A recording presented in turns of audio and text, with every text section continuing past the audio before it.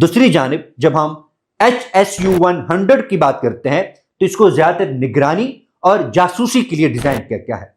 یہ ڈرون اپنی لمبی رینج اور ہائی انڈورنس بیٹری سسٹم کی بدولت کئی دنوں تک سمندر کی گہرائیوں میں رہ سکتا ہے، اور یہ دشمن کی آبدوزوں پر نظر رکھنے، زیر آب ماحول کا تجزیہ کرنے اور حساس انٹیلیجنس جمع کرنے کے لیے استعمال ہو سکتا ہے۔ اس کی خاص بات یہ ہے کہ اس کے اندر نصب جو الیکٹرو آپٹیکل کیمرے اور ملٹی بیم جو سونر سسٹم ہے، اسے نہ صرف عسکری مقاصد کے لیے بلکہ سائنس اور سمندری تحقیق کے لیے بھی اہم بناتے ہیں۔ ہر ناظرین، جب ہم اس کی اسٹریٹجک سگنیفیکنس کی بات کرتے ہیں تو وہ بھی بہت زیادہ ہے۔ خاص طور پر یہ ڈرونز چین کی جو anti access area denial strategy ہے اس کو اسٹرینتھن بناتے ہیں۔ اور اس کا مقصد کیا ہے کہ کسی بھی مخالف طاقت کو جو ساؤتھ چائنا سی ہے، ایسٹ چائنا سی ہے یا دیگر جو ڈیفرنٹ ایریاز ہیں وہاں پر آزادانہ کارروائی کرنے سے روکا جائے۔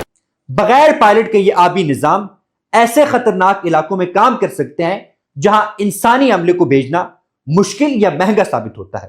اسی وجہ سے پریڈ میں ان کی شمولیت نہ صرف تکنیکی ترقی کا ایک شو تھا بلکہ امریکہ اور اس کے اتحادیوں کے لیے ایک واضح پیغام بھی تھا کہ چین نے اپنی ملٹری کو بہت زیادہ ایڈوانس کر لیا ہے۔ اس لیے اگر چین کے خلاف کوئی کارروائی کرنے کی جرات کرتا ہے تو چین بھرپور جواب دے گا۔ بہت بہت شکریہ۔